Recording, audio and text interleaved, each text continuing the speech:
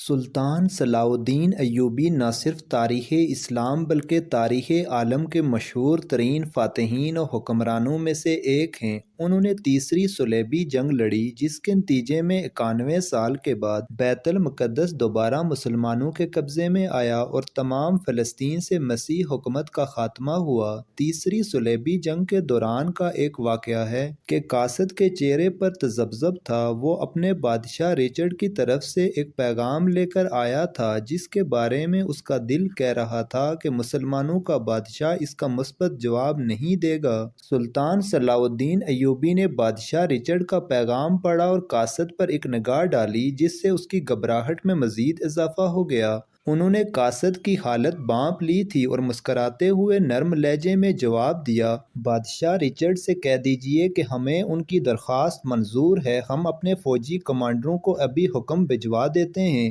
ہمیں یقین ہے کہ 7 روز تک مکمل جنگ بندی کے عارضی معاہدے پر خود شاہ رچرڈ اور ان کی افواج بھی پوری طرح عمل کریں گے۔ صلیبی افواج کی طرف سے کوئی چھیڑخانی ہوئی تو پھر ہم یہ درخواست رد کر دیں گے۔ سلطان صلاح الدین ایوبی نے قاصد کے سراپا کا بھرپور جائزہ لیتے ہوئے کہا، ہماری طرف سے بادشاہ کو مبارک بھی دینا کہ وہ ایک اہم فریضے سے سبکدوش ہو رہے ہیں۔ قاصد کافی مطمئن ہو چکا تھا۔ وہ سوچ بھی نہیں سکتا تھا کہ مسلمانوں کا سلطان اتنا فیاض بھی ہوگا۔ دل ہی دل میں وہ یہ بھی سوچ رہا تھا کہ ایسی درخواست سلطان کی طرف سے بادشاہ رچرڈ کی خدمت میں پیش کی جاتی تو وہ یقیناً حقارت سے ٹھکرا دیتا، بلکہ اس کا مذاق اڑاتا۔ شاہ رچرڈ اپنی بیٹی ماریا کی شادی کرنا چاہتا تھا۔ شادی کے جشن کے لیے اس نے عین اس وقت جب صلیبی جنگ اپنے زوروں پر تھی 7 روز کے لیے جنگ بندی کی درخواست کی تھی۔ شاہ رچرڈ کے علاقے میں شادی کی تیاریاں زور و شور سے ہونے لگیں۔ تھکے ماندے سپاہیوں کو بھی سستانے کا موقع مل گیا۔ عیسائی کیمپ میں فوجی اب روز شراب پینے اور رقص و سرور کی محفلیں برپا کرنے لگے۔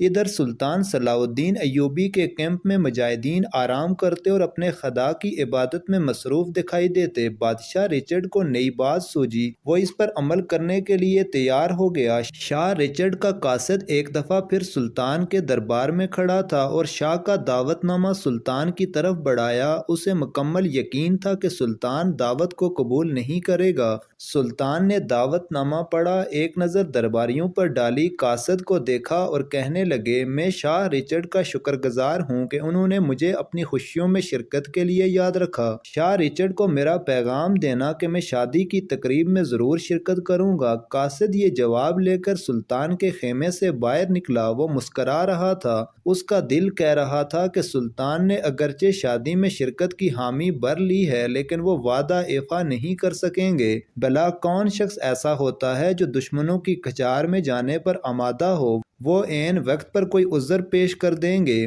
شاہ رچرڈ کی بیٹی ماریا کی شادی کا دن آ گیا۔ بڑی دھوم دھام سے عیسائی طریقے کے مطابق شہزادی کی شادی ہوئی۔ رات کو شادی کی خوشی میں جشن کی تقریب منعقد ہونے والی تھی کہ اس میں سلطان کو شرکت کے لیے دعوت بھیجی گئی۔ شام سے پہلے ہی صلیبی کیمپ کا گوشہ گوشہ قندیلوں اور روشنیوں سے جگمگانے لگا۔ سپاہی شراب پی رہے تھے، ناچ اور گا رہے تھے۔ ماریا اپنی سہیلیوں کے جرمٹ میں دلہن بنی بیٹھی تھی۔ شاہ رچرڈ بار بار سامعین سے کہہ رہا تھا کہ سلطان نہیں آئے گا، اس میں ہمارے کیمپ کا رخ کرنے کی جرات کہاں۔ دوسری طرف سلطان نے اپنے کیمپ میں بڑے اطمینان اور خشوع و خضوع سے عشاء کی نماز ادا کی۔ نماز سے فارغ ہو کر وہ خیمے سے باہر نکلے جہاں ایک خادم ان کا خاص گھوڑا لیے موجود تھا۔ سلطان گھوڑے پر سوار ہوئے، 2 گھڑ سوار پیچھے چلے آ رہے تھے جو شادی کے تحائف اٹھائے ہوئے تھے۔ اب رات ہو گئی۔ شاہ معظم ایک درباری نے شاہ رچرڈ کو مخاطب کر کے کہا، مسلمانوں کا سلطان نہیں آئے گا۔ اب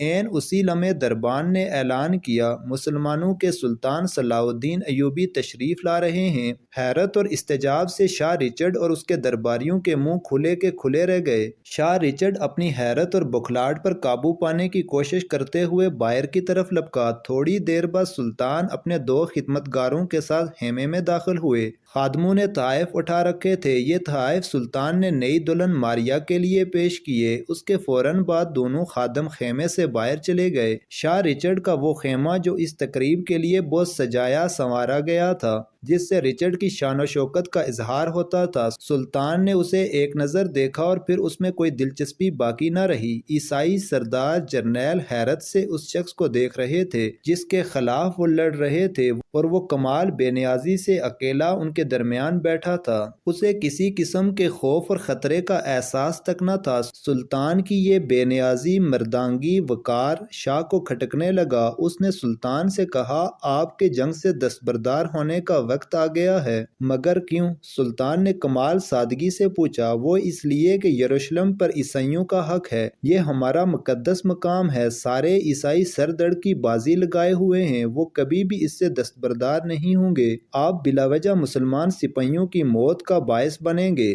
سلطان کا چہرہ بے تاثر تھا، وہ کسی بات کا کوئی اثر نہیں لے رہے تھے۔ انہوں نے وقار سے جواب دیا، شاہ رچرڈ، یہ بحث بے وقت اور بیکار ہے، یہ خوشی کا موقع ہے، فلسطین کا فیصلہ میدان جنگ میں ہوگا۔ چند روز میں یہ فیصلہ ہو جائے گا کہ کون جیتتا ہے کون ہارتا ہے۔ سلطان کے اس منہ توڑ جواب نے شاہ رچرڈ کو یہ موضوع بدل دینے پر مجبور کر دیا۔ اب شاہ رچرڈ نے خفیہ ہتھیار استعمال کرنے کا فیصلہ کیا۔ اس نے بعض ماہر سپاہیوں کو خاص جنگی کرتب دکھانے کے لیے تیار کیا۔ اس کے اشارے پر وہ سپاہی آ گئے۔ واقعی ان کے کرتب متاثر کرنے والے تھے۔ انہوں نے اپنی بہادری اور شجاعت کے ایسے ایسے نمونے پیش کیے کہ وہ تمام درباری اش کر اٹھے۔ سلطان تلواروں کا یہ ماہرانہ کھیل غور سے دیکھ رہے تھے۔